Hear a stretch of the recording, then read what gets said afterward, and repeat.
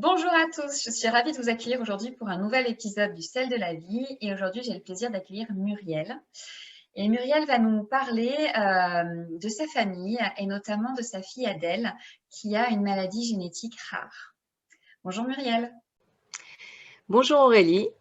Muriel, Moi est-ce que c'est tu peux Muriel. te présenter en quelques mots s'il te plaît?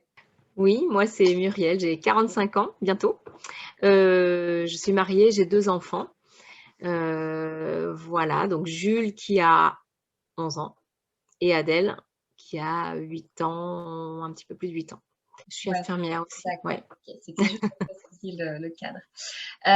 Peut-être Muriel, si tu veux bien, on va commencer par le début, par ta grossesse. Comment s'est passée ta grossesse?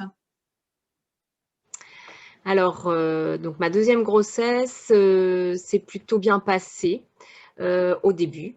C'est-à-dire que, en fait, donc j'ai fait le tri-test pour la trisomie 21 et là, en fait, le pourcentage, enfin le résultat a montré qu'il fallait que je fasse une amniosynthèse. L'amniosynthèse, se passe bien, on va dire. Résultat, négatif. Bon, on souffle. Ça se passe plutôt bien aussi jusqu'à la dernière échographie et là, à la dernière échographie, le gynécologue me dit, «Il y a un problème». Donc là, c'est quand même le gros choc, parce que là, je suis quand même à à 8 mois de grossesse. Donc, je suis censée accoucher dans 3 semaines à peu près. Et là, je lui dis: «Mais, ça veut dire quoi? S'il y a quelque chose, ça veut dire quoi?»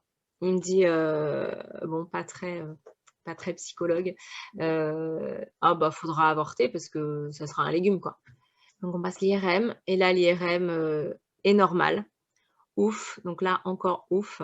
Fin de grossesse, bon là, il y avait quand même un retard de croissance intra-utérin, donc comme j'avais eu pour ma première grossesse, D'accord. donc déclenchement, de l'accouchement. Donc j'ai eu ce grand bonheur d'accoucher naturellement. Ah donc une petite fille, bon, petit poids, mais comme mon premier aussi, donc je m'inquiète pas plus que ça.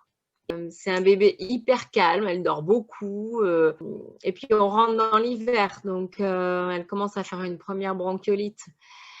Bronchiolite, hospitalisation parce que ça s'aggrave, elle avait besoin d'oxygène. Bon, elle passe 5 jours à l'hôpital. Fin d'année, 2e bronchiolite, donc hospitalisation de nouveau et là, surinfection bronchique. Elle reste 10 jours à l'hôpital, on n'arrivait pas à la sevrer d'oxygène. Bon, on commence à s'inquiéter. Bon, elle a 1 an, elle marche pas. Bon, je me dis en même temps, elle peut pas tout faire, elle est malade, donc j'en parle au pédiatre qui me dit: «Bah non, chaque enfant évolue à son rythme». Et puis, 18 mois, elle marche toujours pas et là, je dis: «Mais non, il y a un souci». Donc C'est toi, ton instinct ouais, maternel qui sentait qu'il y ouais, avait quelque chose qui n'allait pas. ouais, Ouais. ouais. Donc du coup, Et tu as ce rendez-vous avec cette neuropsychologue alors? alors évidemment, ce rendez-vous, on l'attend avec impatience, parce que voilà. Et puis là, le rendez-vous, horrible. C'était, une porte de prison, quoi. Autant dire que oui, bah oui, donc on posait des questions, mais bah oui, il y a un problème, mais bah je sais pas, on va faire des tests, enfin vraiment pas du tout agréable. Donc on ressort du truc encore plus effondré qu'avant parce que là, on attendait des réponses, mais on n'en a pas et qu'en plus, on n'est pas forcément bien écouté et accueilli. Donc on fait ces fameux tests, on attend encore pour avoir les résultats. Les résultats arrivent, négatifs, il y a rien, il y a pas de maladie particulière. C'était juste dans le sang, en fait, voire, des maladies qui pouvaient donner des retards, en fait, parce qu'on parlait d'un retard pour l'instant, Mmh. retard de développement psychomoteur. Et puis après ça, elle nous dit: «Ben, il faudrait aller voir un généticien». OK, donc là, on prend rendez-vous. On a fait accélérer un petit peu les choses, donc on a fait les fameux tests génétiques et puis, là, on nous dit, bah, il y a sûrement une maladie génétique parce qu'il y a des petites choses qui montrent qu'il y a voilà. Bon, OK, donc c'est difficile à entendre, mais bon, tant qu'on n'a pas de diagnostic, on a toujours l'espoir de se dire: «Bah, non, peut-être qu'ils se trompent, peut-être que c'est faux», enfin, voilà. Et puis on déménage du sud en Bretagne. Adèle a Et quel âge à ce moment-là? 2 ans et demi. D'accord. Mhm. 2 ans Donc, et demi. elle ne marche pas. Alors, si, elle a marché quand même entre-temps. Elle a marché à 23 mois. On déménage, donc il y a tout le côté administratif, médical, il faut tout recommencer, etc. Elle rentre à l'école, mais du coup, on fait une demande pour qu'elle ait une AVS parce que bien sûr, entre-temps, elle n'est pas propre, elle n'est pas du tout autonome, hein, elle a 3 ans et demi, mais voilà, il y a tout ça, c'est très en retard en fait. On décide du coup de redéménager et de changer de vie parce que je pense que voilà, on est allé là-bas, voilà, ça devait se faire comme ça certainement, mais ça n'a pas été très simple. Puis voilà, on a décidé de se rapprocher de la famille, donc de venir en Vendée. Voilà, donc Fabien, lui, a ouvert des chambres d'hôtes. Donc on a un petit peu changé de mode de vie aussi. Ben, un petit peu aussi pour Adèle, parce que Adèle demandait de l'attention, du temps.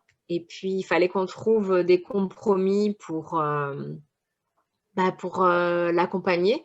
Alors là, du coup, elle est en 2e année, donc elle a 5 ans. Et alors, Donc, l'entrée en primaire, comment ça se passe?